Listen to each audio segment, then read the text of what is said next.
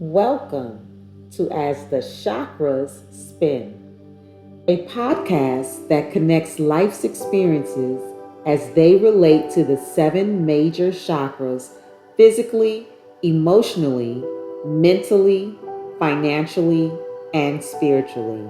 I am your host, Toshii K. Cooper.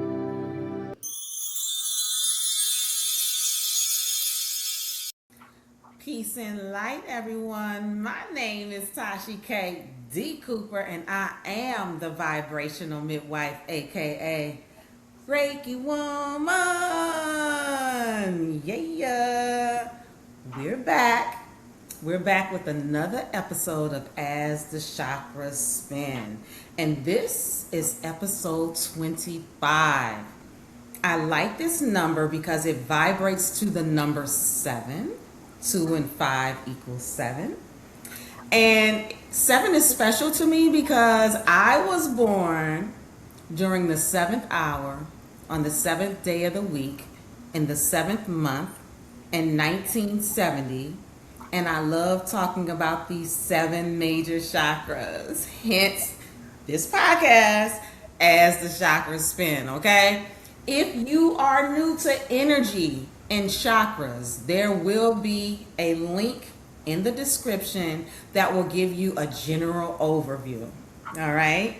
So today we are talking about the third eye. Okay. It's chakra number 6. It's located pretty much where my bendy is. So it's a little bit above the midway point between the eyebrows. It has a front component and a back component. Okay. In today's books, the color is indigo. But I've been into chakras for a long time, and in the late 80s, the color was lavender, and I still resonate with lavender. Whatever you resonate with, go with that as it pertains to the third eye, okay? All right, so the color is lavender or indigo. Body parts associated would be the forehead, the back of the head, your physical eyes, okay, the pituitary gland and the pineal gland. Also, the autonomic nervous system. That nervous system that we don't have to say, do this or do that. Like, I'm not telling my heart to beat. I'm not telling myself to breathe. It's just happening. That's part of the autonomic nervous system. So all of this is under the third eye, okay? Qualities associated with the third eye: psychic abilities, being intuitive, seeing the big picture. You know how some people only see their side of the story? They're not open to see the potential of other sides of the story. So seeing the big picture in a situation. Having imagination lives here as well. Being a dreamer and being cognizant of your dreams, your nighttime dreams and your daydreams, okay? I feel like I'm missing something. Oh, being of service lives here, okay? If you see what needs to happen in this world to make this place a better place, and you put yourself in a position, whether it's professionally or as a hobby or just from a genuine place of being you, and you're being of service, that's an indication that your third eye is open as well, okay? So those lists are not exhaustive. There may be more body parts and there may be more qualities, but we're going to stop right there. If you're watching, I know you're wondering who's the king on screen with me. And those who have been following and you're listening, yes, I do have a guest, okay? And so I'm just going to get right to it. He was christened the Infamous by his poetry peers, Cola Rum, the Infamous Cola Rum, y'all, a.k.a. Dylon Killian. He is a poet, spoken word artist, storyteller, essayist, and novelist hailing from Jacksonville, Florida, who has resided in Atlanta, Georgia for the past 32 years. His art has taken him all across the globe, lecturing on creative writing at universities such as Vanderbilt, Emory, Georgia State, Georgia Tech, Savannah Armstrong U, Temple, Michigan State, Florida State, Eastern Tennessee State, Morehouse, Auburn, Tuskegee, just to name a few. I'm going to give some snaps just for those. Come on now. Yes.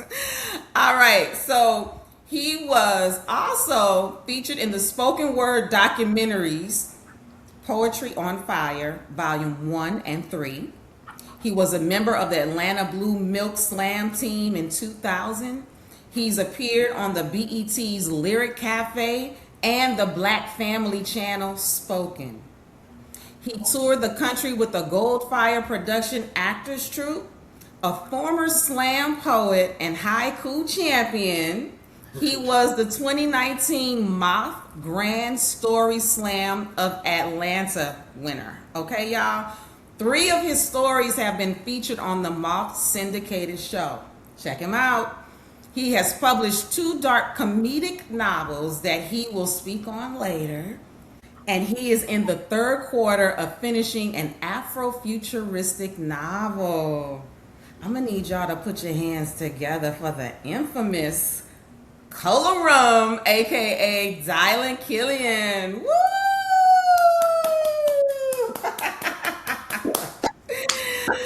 Thank you, Dylon. Thank you for being a guest on As The Chakras Spin. That's cool. I'm glad to be here. Awesome. Yeah. Glad to have you. So, audience, y'all know I like to just jump in, okay? Okay, so audience, I met this brother sometime in 2006-ish, okay? And full disclosure, if you sense some familiarity between us throughout the show, it's because we used to be a couple, okay? Now, back to my story, which is very important as I'm setting the stage as to how deep, profound, and spiritual Dylon is. Whenever I was asked how we met, I've always said that I don't remember meeting him, but I remember seeing him again, okay? I was living in Atlanta at the time and would promote my massage business at different open mics throughout the city. And on this particular night, I was set up at Dave & Buster's, shout out to Abyss and Cocktails, okay? And on this particular night, it was packed. It was a packed house.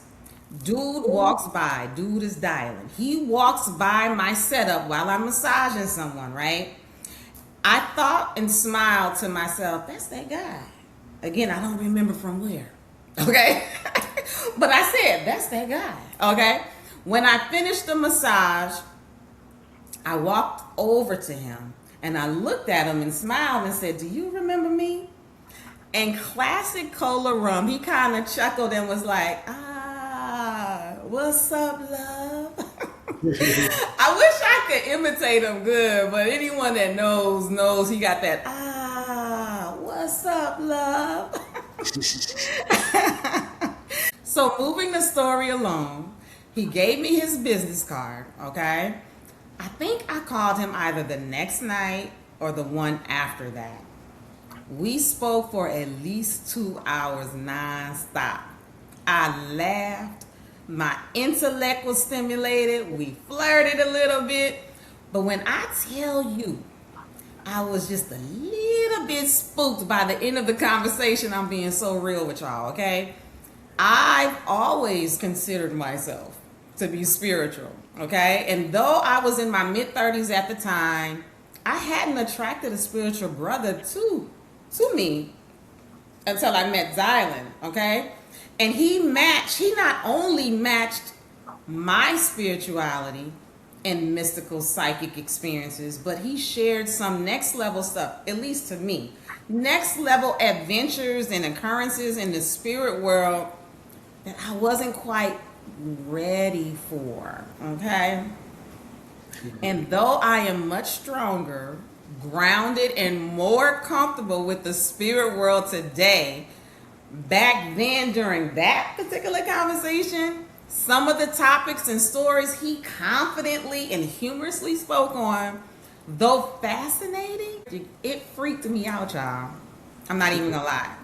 And it led me to call him the next day and tell him that though I enjoyed the conversation, I wouldn't be calling back because I wasn't comfortable with his comfort level within the spiritual realm, and I didn't know how our connection, okay?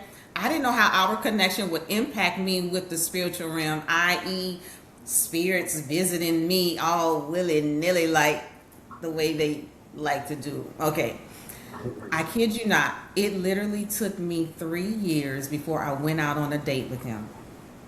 When I think about where I am spiritually now, I feel like our relationship was definitely a training ground for me to strengthen my spiritual muscles as it pertained to the unseen beings, okay? To many that I could sense, feel, hear, and see if I really wanted to. Like, I'm that type of person. I never stare in one place for a long period of time because something would probably materialize and say, "Oh, she wants to see me," and I really don't. But I'm better now than I was then. Okay, so today we will explore what it's like to have an open third eye, i.e., psychic abilities, being intuitive, having a sense of vision and imagination as it pertains to Dylon's personal experiences, creativity, and life's work as a poet, storyteller, and writer.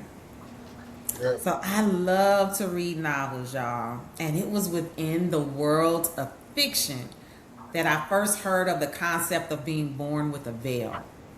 I was incredibly intrigued when Dylon told me that he was born with a veil and his mother was too.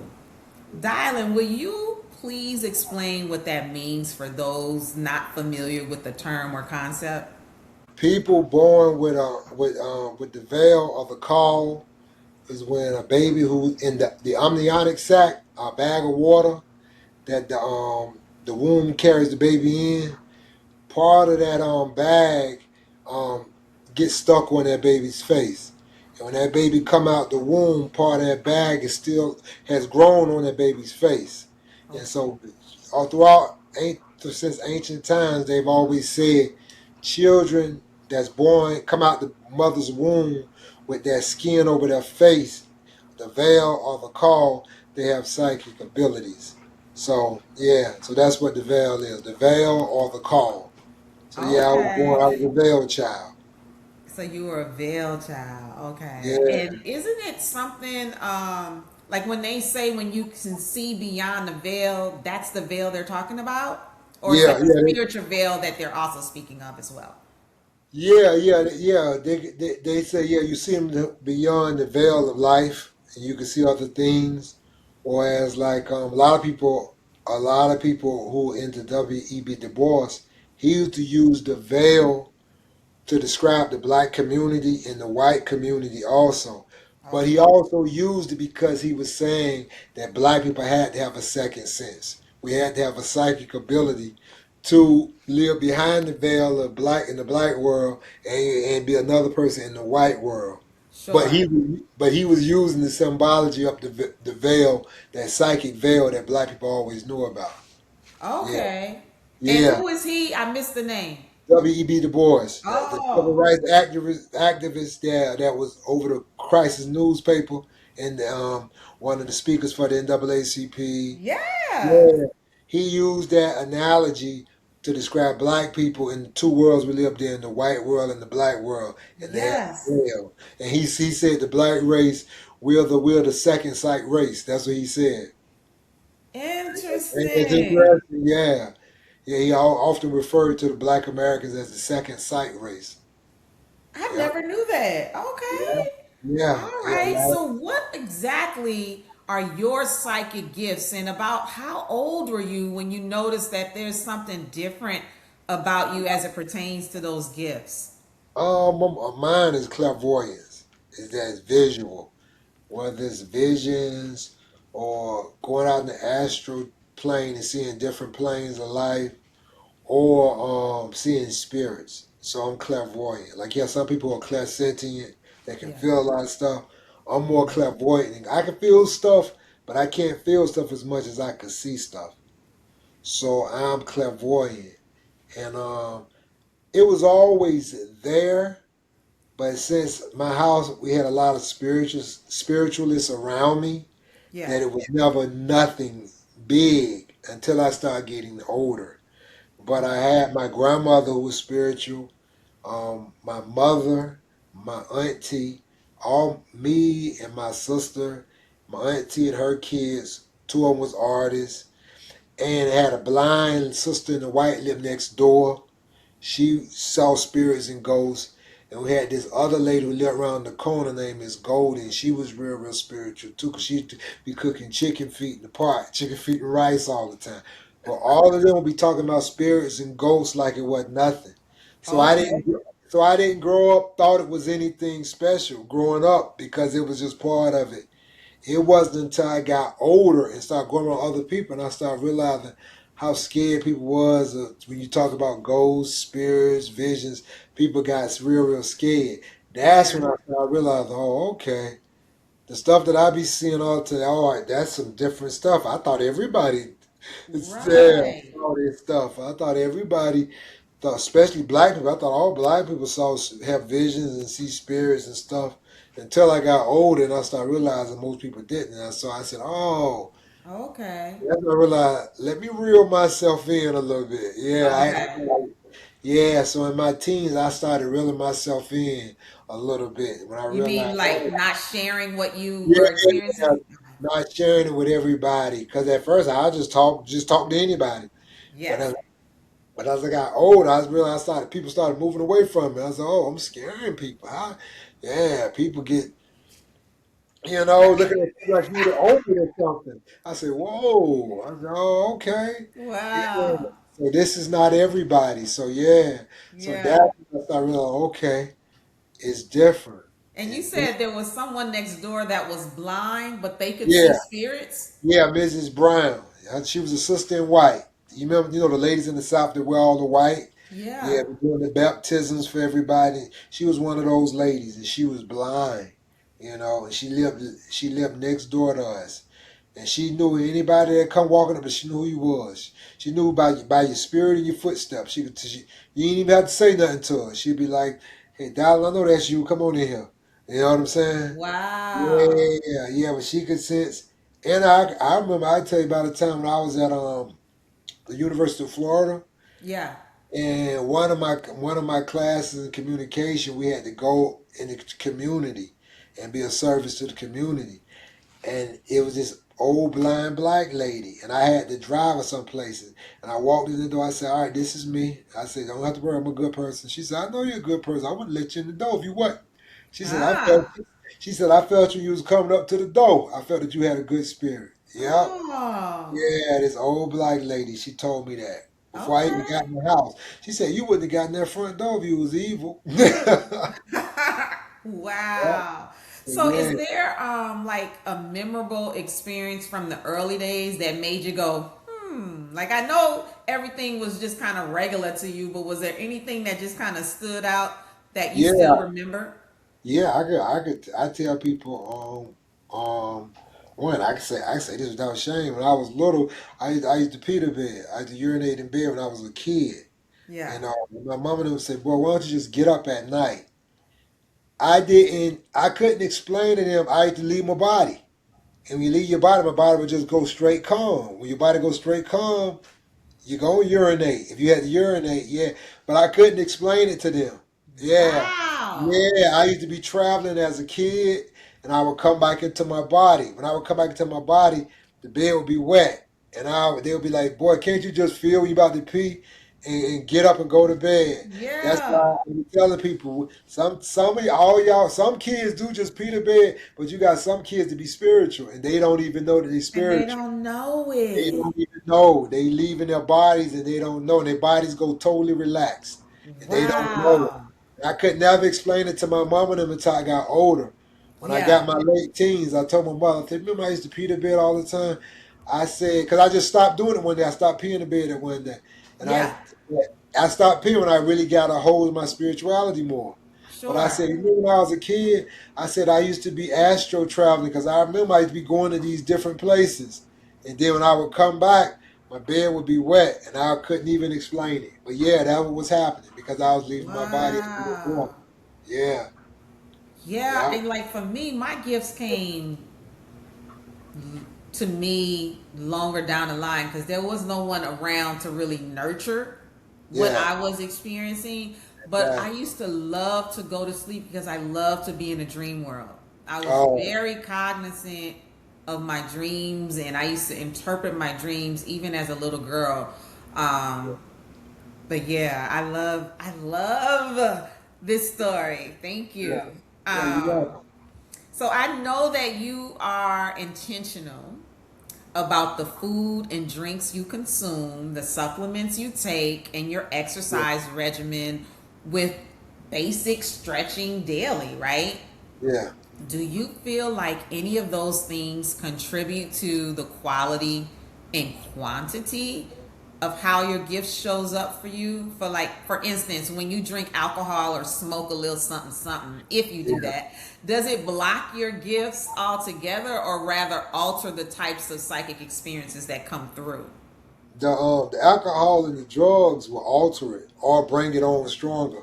But like yeah, bad eating and stuff, it's just you blocking. You're like a conduit. And so the current's got to come through the conduit. But like you have been how much too much weight on you, the conduit it can't get through. Yeah, or if you eating bad, you could put polluting the conduit. So you have to look at Yes. your body like a conduit and the current coming through your body. So that's why I eat right, I exercise, I stretch, you know. Not just to I'm on earth for a short period of time. While I'm on earth I want to be able to just walk around and be a normal, yeah, without a bunch of injuries and stuff. And most of Sure. that comes from eating right. But yeah, but that spirituality it comes through you stronger when your conduit is healthy.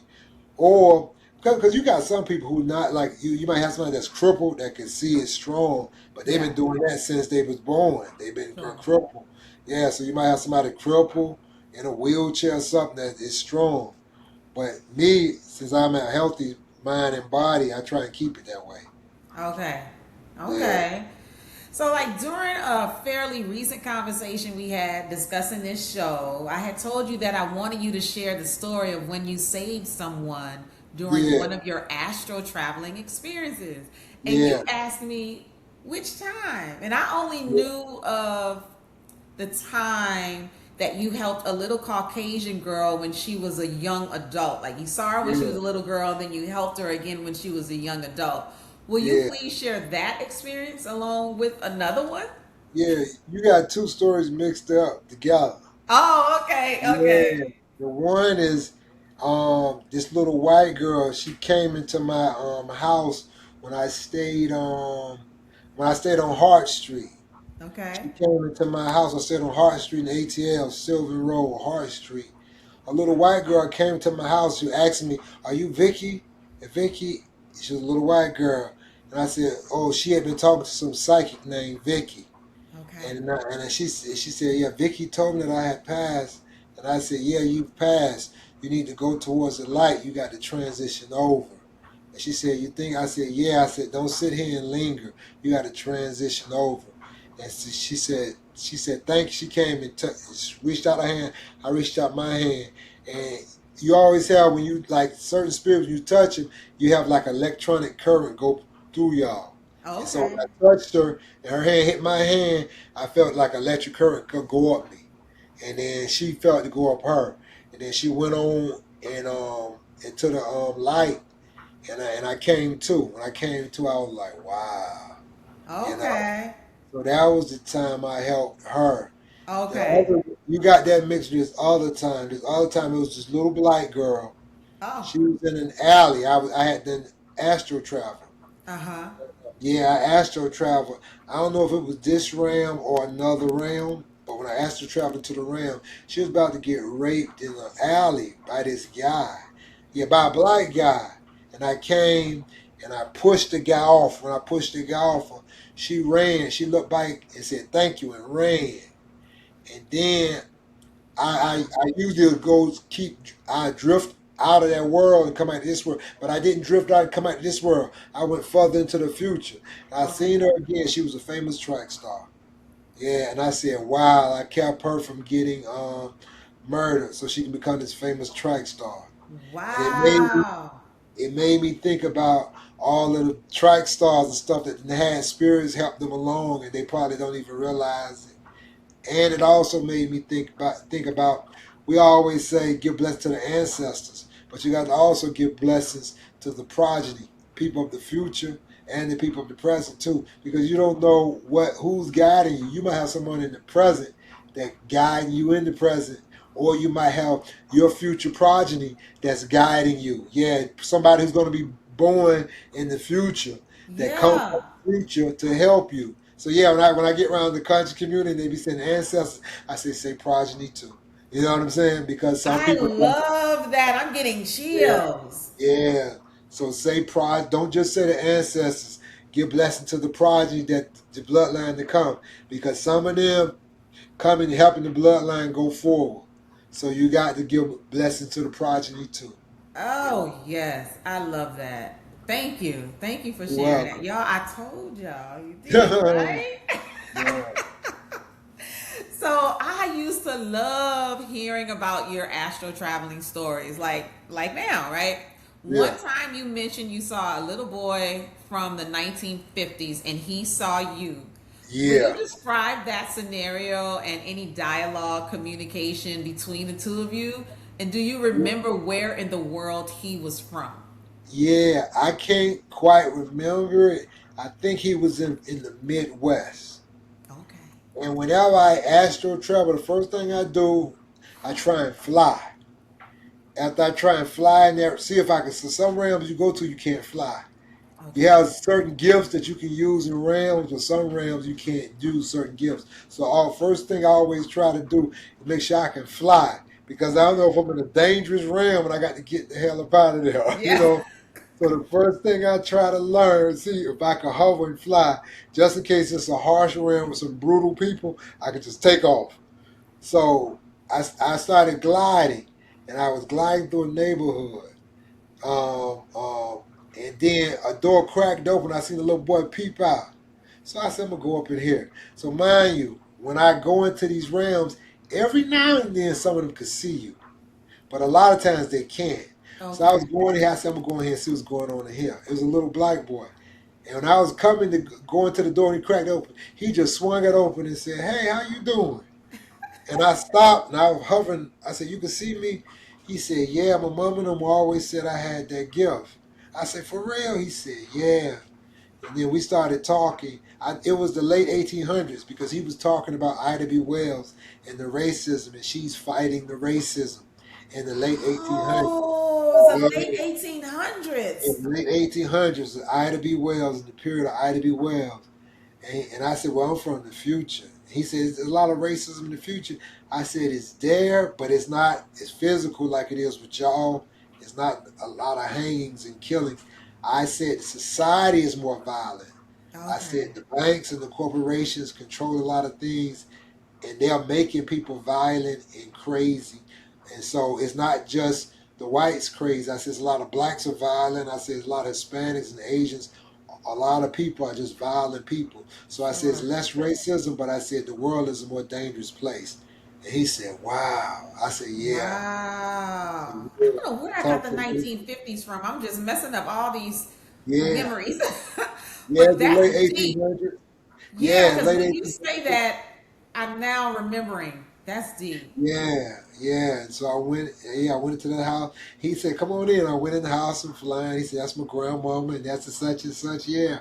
But yep, I remember that. Talking to this little black kid. It was somewhere in the Midwest. Yeah. Okay.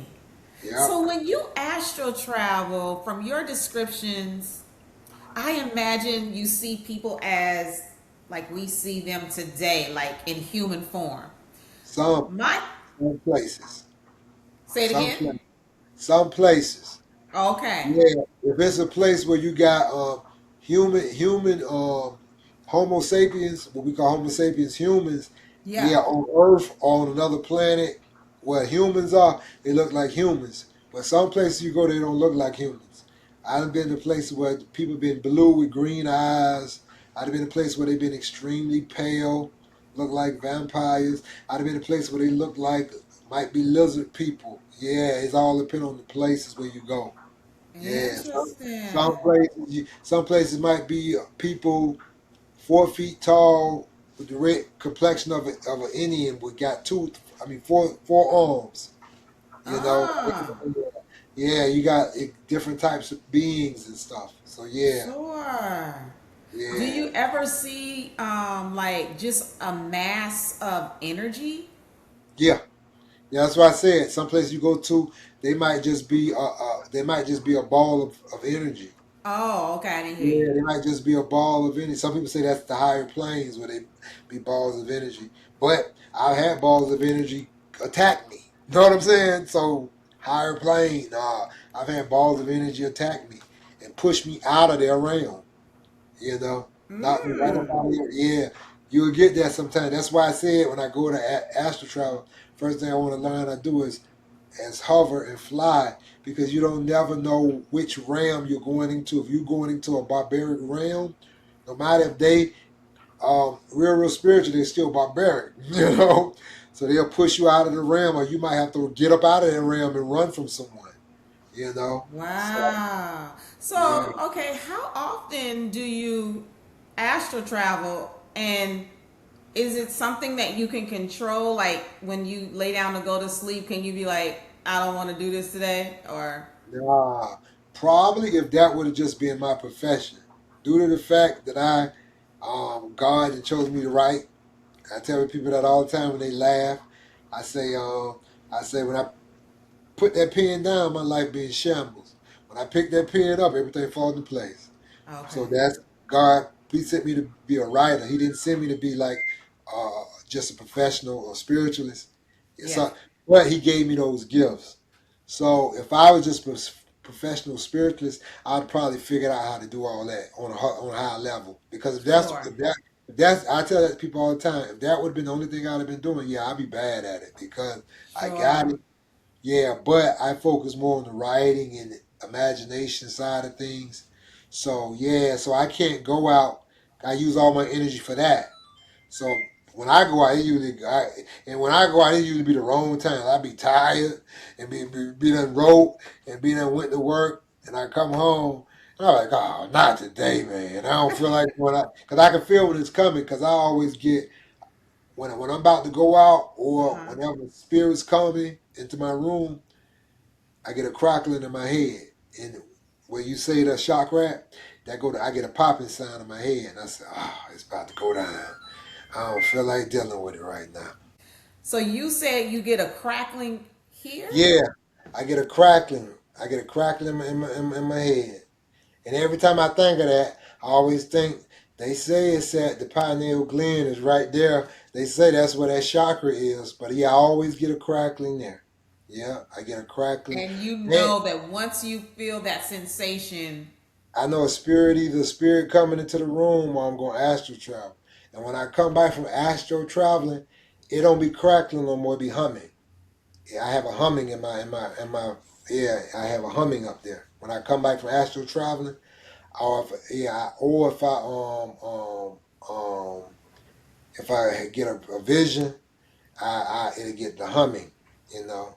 Now yeah, another thing that happened, we might well since we talking heavy, man, we're talking.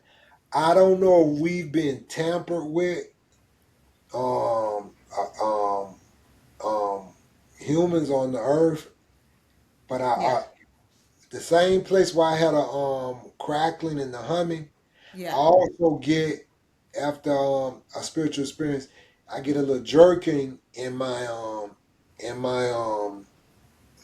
pineal gland, where it's trying to do more. And yeah, and I always be thinking when people say, we've been tampered with by aliens, they done cut us off so we won't be able to use it. Yeah, I Ah, think that a lot. I be like, man, I think we might have been tampered with, so we can't go further with it. Because further. yeah, because through that crackling, that humming, I also get a little jerky movement sometimes, like is trying to do more, but it can't, something that hindered it, got it locked down. So it can't do. Yeah. So yeah, so when people be saying that they've advanced some advanced beings that probably controlling the earth Yeah. got us locked in so we won't do more. I Yeah. always think about that. I always think that maybe they have circumcised our pineal gland so we can't do more. I think about that a lot. Yeah. I got locks on it. Yeah, I always think about that a lot. I do. I do. Okay, now you mentioned something. Tell us an experience where you said a spirit will show up in the room. Because we Hmm. just talked about astral, but you said when you get that crackling sound, either a spirit is going to enter the room or you're going to Yeah. travel. Can Yeah. you share an experience with? I know you shared the little girl finding out that she was dead, right? Yeah. What about another experience Um. that probably kind of shocked you? Oh, that kind of shocked me. Maybe, yeah. Uh, I had so many, man. I had so. Oh, I don't know. I ain't gonna tell you that one. I ain't gonna tell you that one. I ain't gonna tell you that one. I'll tell you this one. Okay. You said when the spirit comes into my room, right? That. Right. Oh, when I first moved in here, he was a Okay. cool spirit though. Um, I open up the windows to let the breeze come in sometimes. And one time, man, the breeze came in and brought somebody in with the breeze. It was a black dude with some long dreads and stuff. He said, "Hey, how Okay. you doing?" I said, "How you doing?" I said, "You good spirit?" He said, "Yeah, I'm good." I said, "Okay." I said, "I just moved over here in this neighborhood. You probably gonna be seeing a lot of me. Long you come in, long as you good spirits, no bad spirits coming into my house." He was like, "Okay, I understand," and then he left out. But yeah, yeah, they come visit me like that. I, Yeah. I love this. He came in with the I love wind. this. Because of one of the windy days, on them cool windy days that you like the breeze, and I had my Yeah. window open in my room, and I was laying in bed, man, and relaxed. He just came right on in with the breeze. He was Wow. I almost wonder like a if he used wind. to live there. Yeah, he was almost like a wind spirit. He was coming to Oh, check. He was just coming to check out. They know when new psychic people around them, and when a new yeah. psychic is coming to the neighborhood, you could vouch for that. They could tell, and Yes. they come sticking their head in, peeping in, like that's one of the actualities of that movie Ghost, Whoopi Goldberg. When they found out she was a psychic, all the spirits started talking, and all of them started Right. coming. Spirits are like that. They get to talking, boy. Yeah. And Yes. so they get or if they see your light, they gonna stick their head in the door. You know. Yeah. Yeah. So Okay, so I mentioned earlier, y'all, that I have always been tapped into my dreams. Many are prophetic, telling me my story before it happens. Because of that, I am big on documenting them. Okay, within the last 5 years, they've been showing me more about other folks' stories. And yeah, depending upon the person, I either keep it to myself or I'll ask the person if they want to hear it because everybody isn't into topics like this. And I learned at a young age not to talk about my gifts with everyone. Okay?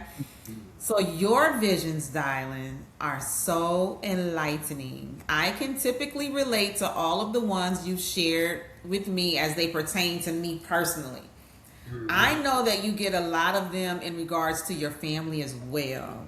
yeah, Because your visions are so on point, has anyone ever told you that they'd rather not know what you saw? yeah. My uncle brother, Brian, he now he listens, but at one time he said, "Man, don't you get something about me? Don't tell me. You see any spirits or ghosts? Don't tell me." He ain't want to know. But the funny thing, they found out his wife is real psychic. His wife, Oh, yeah, I didn't know that. I didn't know that his wife was psychic. Because Brian's be like, "You found anything out? Don't tell me." But as I started getting older and telling all the family and their visions and look out for this stuff, then he was more open. And as he rose up into corporate America, if I get a vision of him, I said, "Man, somebody up in that job. trying to offer your downfall. He was like, describe him. And I described, he said, yeah, I know who that is. So now he's, between me and his Okay. wife, he's real open and stuff. But yeah, his wife, Okay. yeah, his wife is, I didn't find out till when they moved up here, and we will be hanging, and we'll be sitting around, and I'll be getting ready to do something, and she'll do it before I get ready to do it. And I started looking at it. I was over their house one day, like Yeah. I was like, I thought, I said, man, I'm thirsty right now, and I was going to get ready to get a drink. She was already handing me the drink before what I was thinking about. I did like that, and then I said, and she left out. I said, Brian, Tiffany kind of talking. He said, man, you don't know the half. Yeah, he said, you don't know the half. And then Wow. when she came into my house, I got some masks, some long masks that my mother had gave me. Time she came into the door, she looked and she said, it's a lot of spirits in the masks. And I said, yeah, I said, they're good spirits though. I said, my mama gave it to me. She said, yeah, I know. I said, yeah, I said, they keep a lot of the bad ones out. I don't have to work that hard here because they keep a lot of the bad ones out. But Nice. yeah, but yeah, so it was Brian for a long time, but now he done came to the fold. So it's a beautiful thing to come from a family that they call you if they got spirits in their house, tell you how can I get rid of this spirit, or Yeah. I like my uncle Butch, I interpreted a vision for him, and and I Okay. got a lot of ministers in my family people don't know, yeah, and so they're big on the interpretations, and he was like, my uncle was in the streets his whole life, and so now he's trying to do God's work. And so he was like, man, I keep having these dreams. I'm on the house doing carpenter work all the time, all the time. He said, what that mean? I said, boy, God wants you to work now. You spent all your young years just effing off. Now God wants you to work. He said, what that mean? I said, that's what that mean. Now you got to work. Yeah. He, Yeah. he said, okay. So yeah, so I'm good at interpreting people's dreams and I stuff. like that. And then, Yeah. like, for me, the house represents the consciousness, and if he's doing carpentry work, I would almost add that he's also trying to work on himself, like you're saying, like Yeah. because He's he's working working on on his himself. consciousness. You know what I mean? Yeah. Yeah, he's That's working dope. on it. Yeah. Yeah. Yeah. So audience, I have one of my great grandfathers. They called him Moses. His name, I'm going to call his name William Parker, and I'm also going to call his wife's name Mary Parker. I call her Mama Mary. But Moses was so psychic. His gift was he would use a coin and he would run it on the edge of the Bible, and wherever it stopped, he'd open it up, and whatever he read, it predicted what the person was going through.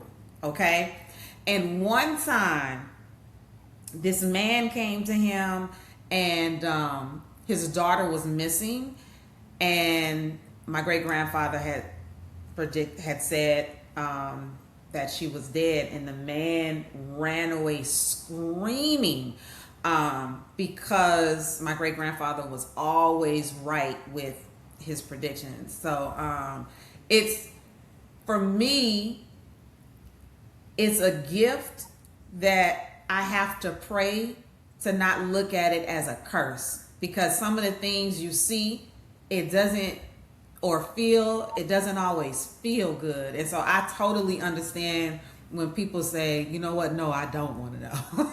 Yeah. Yeah. Yeah, I totally get that. So anyway, audience, I want you to know that this conversation is barely touching the surface as it pertains to Dylon's psychic abilities. And I'm sure you could tell just by some of the stuff he's saying, right? The brother is deep, okay? We can literally go on for hours, but I want to talk about his life's work too.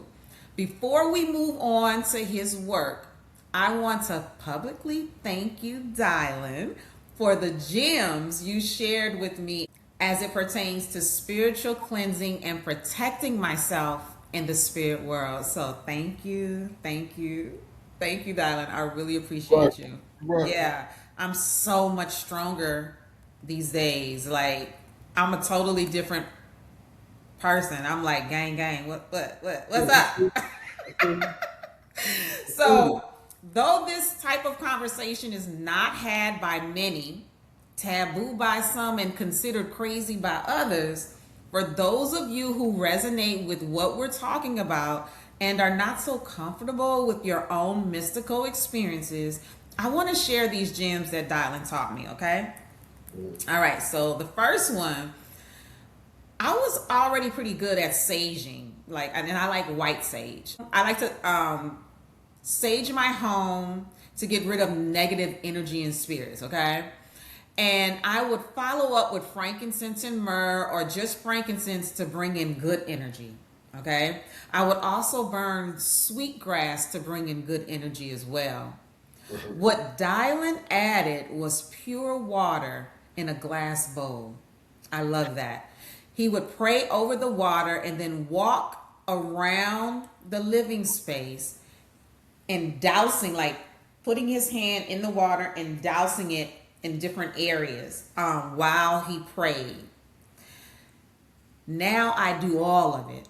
But the water element is so purifying. Like you literally feel a lift. And I guess the lift you feel is that negative energy just dissipating, just going away, or that negative spirit just going away. So that's one, okay, y'all? Two, Dylon suggested soft instrumental music to me while I sleep. And it helps. To this day, I don't go to sleep without soft instrumental music. And if I get up in the middle of the night to use the restroom and sometimes it's on pause, I'll play it again, okay? So soft instrumental music, okay? Three, he told me that dark spirits don't like bright colors. So keep a bright colored throw on your bed, or like a bright red or orange sheets. It's not like ideal because you want soothing colors while you sleep, but it will keep those dark things away, Yeah, okay? yeah. You got something don't want to leave your house. Yeah, like you saying, you can't sleep. Well, you can sleep with it. Might be bright or Yeah. really bright, but you wrap yourself up in that, you'll end up going to sleep, and that you'll notice that spirit ain't really messing with you as much. Yes. Yeah, And he told me that they don't like light. So I keep like a night light on. Yeah, just yeah. like I'm a little kid. Judge me, okay? And then he told me to speak to them in a stern voice to Yeah, leave. yeah. And this is so funny, y'all, because back then, just in general, my throat chakra wasn't strong. It really wasn't. So I would speak up to them in a stern voice and was even cursing them out. One time I woke up cursing the spirit out or whatever. But now I feel like it's different because my throat chakra is stronger, and I feel like they believe it more now because of just the comfort level in my spirit. Like, no, get out, get up. You know, I don't even have to curse anymore. Like, like I thought I did to Yeah. tell them to leave. Just leave, like, you know, with a stern voice. And so, y'all, take that into consideration. And again, Dylon, I thank you. I appreciate Well, you. you're welcome. You're welcome. You're welcome. Yes, yes. So in terms of your poetry and writing, I feel like your vision and imagination is so vast. Would Yeah. you say you had an active imagination as a child, or did it develop more as you matured? I've, I've always had an active imagination as a child. I've always, and the funny thing about it, I remember being in school when I used to like to bring my own books, but I can remember being a kid in school. I would always be in the back writing characters and stuff, writing characters and how they dress and all this. I was already doing it. I just didn't realize I was doing what I'm doing now. Ah, I was doing, but I didn't realize I was doing. I was just writing characters and stuff. When I watch TV, I would be like, I would have them say this instead of that. That don't sound right. I have them say this. Now the little kid, ah. so it was always there, and I've always had an active imagination, so it was always there. It It just was as you, always there. Like, how old were you when you realized that you were gifted at being a writer? I didn't realize that till probably when I got in the late teens. Yeah, I Okay. didn't really realize when I, people say we'll write rap, and I can rap real good because I would Okay. sit down and pen it down and write it, and I can rap real good. That's not real. I say I'm real decent with words, but I didn't take into consideration that I could do that with an essay or nothing like that Sure. until I got to school. Once I got to school, and then but even in school, I would write little things when I would write like a history project for a history class. My Yeah. teacher would say, "You're not writing a novel. Cut up take all the embellishments out. We just need to hear the facts." You know what I'm saying? You can write a novel, go to literary class. Then I was like, damn, why am I always embellishing it with colors and stuff? That's Maybe so funny. a history, Roman history, and I'm talking about a Roman emperor, and I'm just talking about how the colors of the trees and all this stuff. Yeah, my history professor said this is not a novel. You'll tell you, yeah, this is a essay paper. You're not writing a novel. He told me that one time. Yeah, and Oh my so goodness, I love that. yeah, so I was always good with words, but Yeah. it wasn't until, like I said, once I started doing the poetry Uh huh. in Atlanta, but it was real competitive, and I was Yeah. still at the top. That's when I realized, okay, I'm good with these words. Yeah, Sure. yeah, Okay. So something I always admired about you is your level of discipline. yeah, Discipline, y'all. yeah, It's truly top notch. It was always a treat witnessing you come up with a creative idea, a concept for a poem, y'all. Develop it, practice it, and then perform it, and watch how it was positively received by the audience and your peers. And I also witnessed you crafting your first novel as well. yeah. Your work ethic, Dylon, is unparalleled. Like, and I feel like I'm pretty disciplined, but I was like, okay, okay. Yeah, So, yeah. did your discipline come from a role model or models, or was it something you developed over time, making sure to see the full manifestation of your visions? I was always disciplined. It was natural in me. Like when I Okay. played football, I would try and lift weights, and I'll be get up with everybody, lift weights and stuff like that. It was always there. I didn't really look at it as discipline. Other people seen it as discipline. I would always just try and be good at something. 'Cause I didn't have a daddy, so I didn't have nobody pushing me or nothing. So I Okay. always try and be good at something. I would get up and and black people would always say, "Try and do your best," but I would hear that in my mind and say, "Yeah, I got to be good." And so I would always be trying everything I would try to do. I would always be trying to be good at it. It would Yeah. never pan out, but I would always be trying it hard and hardest. And so when the writing came along, I was already trying hard. Anything I did and I wanted to really love, I would try. It was just natural for me to just Sure. go hard at it because they say go hard at it. And I always respected somebody that does art great. And everybody that does art great is always they put hard work into it. So if I see a real good film, or somebody I wrote a real good layered book, yeah, I'll be like, man, that's a good book. I know they put a lot of time into it. Sure. Classic jazz CDs, or classic albums, you be like, man, this is a great album. And then you Yeah. hit listen to the person talking about when they made it. They had to bring this jazz musician in. He brought this in. A conductor came in and told him how to do these scales and all. They put a lot of work into it. So I Sure. always admired that. I always admire when somebody have a project that once they do it, everybody be like, wow, Yeah. that's a great project. Yeah, I always admired the work it takes to put it together. And so Sure. yeah, yeah, I always, so that's what it comes from. I would say anything I do, I'm going to try and do it to the best. And it always pays off. It does. It does. It Yeah. always pays off. The novels that you see me writing, people who read it, they say, okay, this is some heavy literature. They always say that. But when I look back, when I was writing that in 2014, 2013, putting all that time, and I said, okay, I took my slow time on it, but it's standing strong now.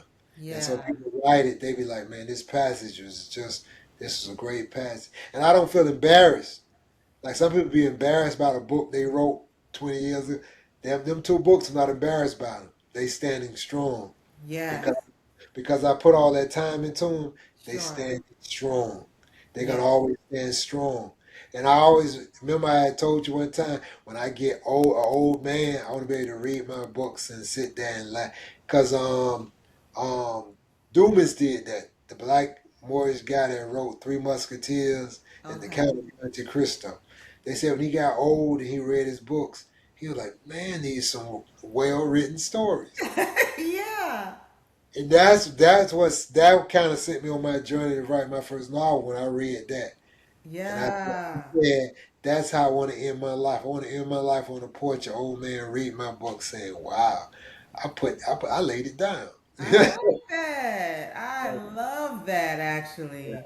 And Yeah. y'all, if you ever see a flyer with him with Cola Rum being on the mic, spitting poetry or telling a story, you Yeah. need to be in the audience. You're in for an awesome treat. He's good. And I'm not just saying this because he's on the podcast. He's Yeah. really, really good. Okay. Yeah. So, lastly, please share a little bit about your two published books with the audience, as well as a synopsis of the current book you're working on, if you don't mind. Yeah. I mean, like I said, you saw me putting the first two books together. I realized it was a period of my life that needed to be documented, and I'm glad I did it because anybody who wanted to know about the Atlanta poetry art scene in the '90s, the mid '90s, to the early 2000s, Yeah. that's documented in the books because it's a story told by poets. And I worked on the night shift with a bunch of crazy, unique types of people, man. And one of my friends, he's high up in the school system here. I met him there. And when he read the books, he just laughed and he like, Killian, you documented all those crazy people we work with. Wow. Yeah, And yeah. tell One, him he was a security guard. yeah, I was a security guard on the night shift. That's what the book was about. And I worked with a lot of, they put a lot of the miscontents and all the strange people on the night shift because they don't want nobody around them. So I wrote about all these people and all their crazy stories they told me. And like I said, I'm rewarded. Like my friend who worked with me then, who's become high up in the school system, when he read the books, he was like, "Man, you documented all the people worked there perfectly, man." Because nobody, Wow. he said, nobody would believe me when I used to tell him about the people we worked with on the night shift security on the courthouse. He said people would never believe me. He's the type of Right. people that we will be up there with. He said, but all I can do now is just give him your books and he'll read this, man. And these type of people we dealing with. So that was the premise of those books. Just documenting my life as a poet in that period, which is Yeah. documented well because sometimes I go back and read a page, I would be laughing about Yeah. being in the night shift with those people. And documenting those people's lives. These people on the fringe of society, man. And so these were some strange, unique, crazy people, man. And I documented it well. So those Okay. were those And books. he did. He did. Yes. Yeah, yeah. The new book, which is probably which probably gonna be, it's gonna be my best work. It's gonna be it's my best work. I can say that hands down. I really do. I tell people, my friends, they putting the battery on my back, but it's gonna be my masterpiece. They told me first and put the battery in my back, and when I seen it forming, I knew, and it came from. I had said I've been saying that for about a year. I always liked the great Joss Wan's a Kunjufu educator. He always championed reading, and I always read. So I said I want to be a champion for literacy and reading. And I said, God, make me a champion for literacy and reading. Besides me doing my poetry, my writing my novels, make me a champion for literacy and reading. And I said, if I do get some money from these books, I'm going to champion that cause. Probably about a month after I said that, I got a call from one of my female poets. She was a school teacher. And she said, Cola, we need somebody to write some Afrofuturistic books. You could do it. Most of the people writing the Afrofuturistic books, they're not like Octavia Butler. They're not good with details. You're good with detail. I didn't want to do it. I said, no. She said, why? I said, I love reading fantasy, but it's too hard because you got to build a whole world. I Sure. said, I say it's too hard to write them, and then you talking in the future. You got to be doing the Mm-hmm. research. She said, but you can do it. You got the mind to do it. I said, but it's hard. And I had already been researching on a book, that I wanted to do. I had been doing 2 years of research on a book that I was gonna write. And so I said, okay, I'm gonna give y'all. I'm just gonna give y'all about 100 pages of short stories. The first Mm. short story I told them was based. I seen a vision. And in the vision, it was this black woman high up on this gate, and she could form these walls, and it was some creatures coming to attack them, to attack this village. This Mm. black woman would jump on the walls and form these gates, and the black guy jumped off the wall with two spears, and he would go in and kill these creatures that was trying to come and get them. And Mm. so that was the first short story. Was this vision I had? Just show you how the creator worked. The creator. Yeah. Yeah, show you how the creator worked. And so that I said I'm gonna give her that vision. I didn't know the creator was giving me that vision at that time to be this Afrofuturistic book that I'm writing right now. And so Wow. I wrote them 6 pages and gave it to her. She gave it to all her teachers and they gave it to their classes and all of them loved it. And all of them said, all right, what's the second chapter? And I was like, what you mean second chapter? They want to know what those creatures were. I said, that was it, just them 6 pages. That's it. They said, Yeah. no, you got to keep going. And so I wasn't gonna do it, but then I gave it to a couple of my poetry friends. All of them said the same thing. What's the next chapter? I was like, no, man. So fast forward, I'm 4 years in on a Afrofuturistic novel about Okay. that first 6 pages. Yeah, Okay. about these black people 250 years after the apocalypse, and these males and these females, they come together as a unit to fight off these creatures that attacks their shelters. And so Okay. it tells you the story about being warriors, male warriors and female warriors, and how they got to come together and Mm. yeah, to deal with it. So yeah, so it's my greatest work. I will say that. Yeah, Sounds dope. Okay. yeah. Called Fifth Lantern. That's what they call the moon. That's what the warriors call the moon. It's fifth. Their god is fifth. His name is fifth because the sun after the apocalypse they had a winter a winter. How they say after when the nuclear bombs blow down, you're Yeah. gonna have a nuclear winter. So it was real cold. In the fifth year, the sun came back out, and so they looked at it as a new god being born. So they called their god Fifth. So it's called Fifth's Lantern because the sun is Fifth's war mace. The moon is his lantern that he puts out for all his wayward children at night. So Oh. it's called Okay. Fifth's Lantern because I like yeah, it. the book is dark. It's for the wayward children in the dark at night. Yeah, and so these all these warriors because they're going through a dark time. So Yeah. So it's going to be called Fifth Lantern based on the moon. Yeah, I because love that because, like, I'm into tarot, and the moon represents the unseen and the yeah, mysterious. So that's yeah, interesting. And you saying they're kind of going through you the have a dark. lot of a lot of people. You the moon children. Some of them is righteous moon people. Some of them is dark with the Satanists and all them. They bow to the moon in the darkness. But that's just them. They want to turn everything negative. But you got the righteous people who work. They respect the moon just as much as they respect the sun. Yeah. Yeah, yeah. You got to respect Okay. both. Like the Native Americans did that. They respected both. Yeah, Yes. yeah. Okay. Congratulations in advance. Oh Okay, yeah. Dylan. Yeah. I love it. So, oh my goodness, thank you so much, Dylan, Let's go. for being on As the Chakras Spin. This was an awesome experience. And Oh, I thank thank you for making the space and time. Yeah, it was good. It was good. It was good. So, Yeah, would you please share with everyone your social media platforms or website on how they can yeah, purchase your books? yeah. Infamous Cola Rum on IG and Cola Rum on Facebook. ColaRum.net. You want to hear one of them stories? All you gotta do is to go to your browser and put in Cola Rum stories. They're gonna come up from the moth. Yeah, they'll come Wait, up. on your website or just in general, In right? general, just put on the browse in general. Yeah, if you put Cola Rum, Storyteller, stuff gonna come up. It's gonna come up. Yeah, Yeah, and you might yeah. even get some poems in there too on YouTube. Yeah, I if you go on see. YouTube, put Cola Rum poetry or poems in there. Yeah. Yeah, a lot of stuff will come up. So yeah, so it's out there. I'm in the ether, as they would say. I'm in the Yes, yes. ether. Okay. Well, thank you again, Dylon. And thank you, audience, for tuning in to another episode of As the Chakras Spin. Don't Yeah. forget to like, subscribe, and share with a friend. And until next time, peace. Peace.